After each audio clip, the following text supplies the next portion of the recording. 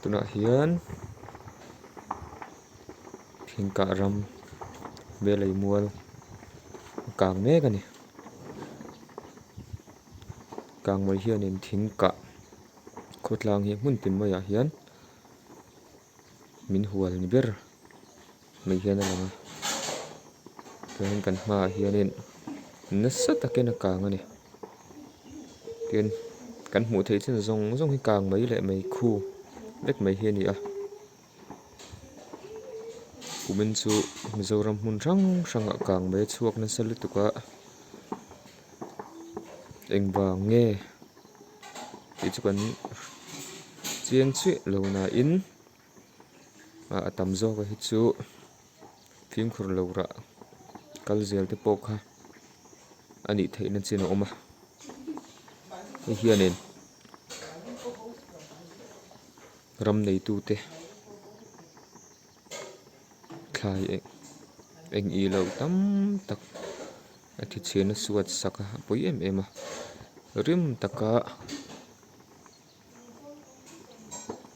an thawh rim rah kha seng lei thei lovin meipuiin a kan ral sak ani pui khawp mai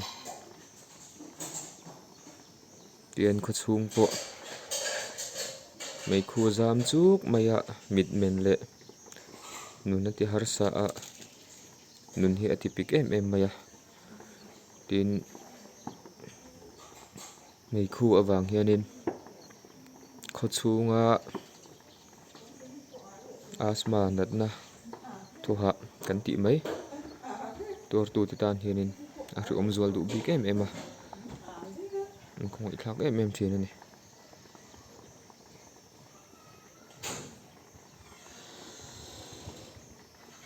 BC le oile tangkop te pawh nasa takin thingka hmun hrang hrang a ram kang thelhpui na tlang te pawh tumengemaw zat kumina hin kan nei tawh a amaherawh chu ṭhelmi zawh tak tak sen ani lo a tun hun thleng hianin chhuan zan zawmin mei kang thawm ri hmuh tur leh ngeihthlak tur a awm pereng mai ani pawih khawp mai a tuna kang pawh hi a ruah te a sur a a nan te ani lo chuanin tikah nge rem dawn khua ṭhal tawh suiha kan hrelo lova khawi lai ram pawh hi he kang mai chhuak mek hianin a thleng thei a thil ṭha lo zawk thil pawi zawk a la thlen zel thei bawk ani hemi kawngah hianin khawtlang ruaitu te leh tlawmai pawh lian ber NGO lian ber oile te pawh hi tun aia inpekna nen ṭan la thar a tlawm ngei chhuah kawngah theih tawpa tha leh zang chhuah turin kan in sawm tak mek mek ani ṭhan rualna leh thawh rimna atang chuanin nihna chakna thil tih theihna mal sawmna leh ro puina a rawn thleng thin ani tiah kan hma kan hmuh theih zawng zawng hi mimal ram vek ani tila kan suihsual awm lo ve meikhu a zam nasa te em awangin leipui te leh huan te pawh kan ti thei ang chu kan hmu thei lo mai mai zawk a ram vek ani mimal ram vek ani thlai nasa tak tunah pawh hian a kang ral mekin a rin awm a mei hi khu ti lai atang khuanin a rawn kang kai chho zel niin kan ring a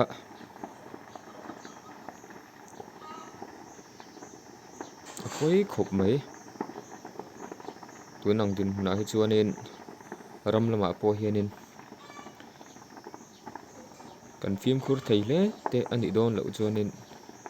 kal lo a hi mang san chu thlipui rawn thawk bawk nen khi lệ càng mấy hi anin zom em à em càng mấy chua cái hiền khi nó run beng phụ chuan nên mun la de uzok po kha khami mai si khanin alo càng kain aron ti al thar ve le zel the chuwang chuanin khoilai hmuna po hian thun din hmuna chuan kan him lu tuk lo ani ti hre in mi puite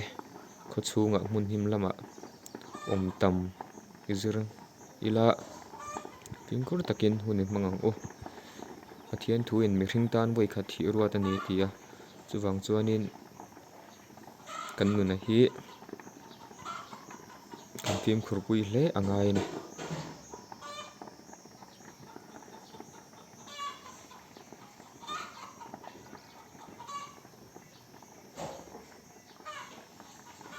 kumtin main thingka ramakang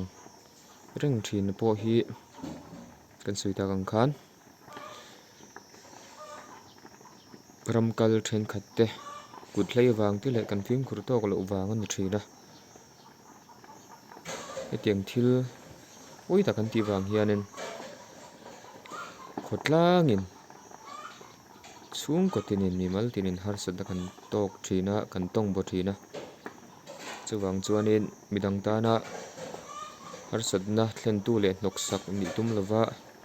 a chelai siam thatu le thil tha ti tura thil dik zo chu kong ngei chu zo tura zirtirna pethin tu kan lo ni zok theni turin kan bel ru ti har fi mila ti hriselila tlang du dan le pathian lom thlak chawin nun le hun mi hmang thin ang u zawain wen hun man nuam le vek ule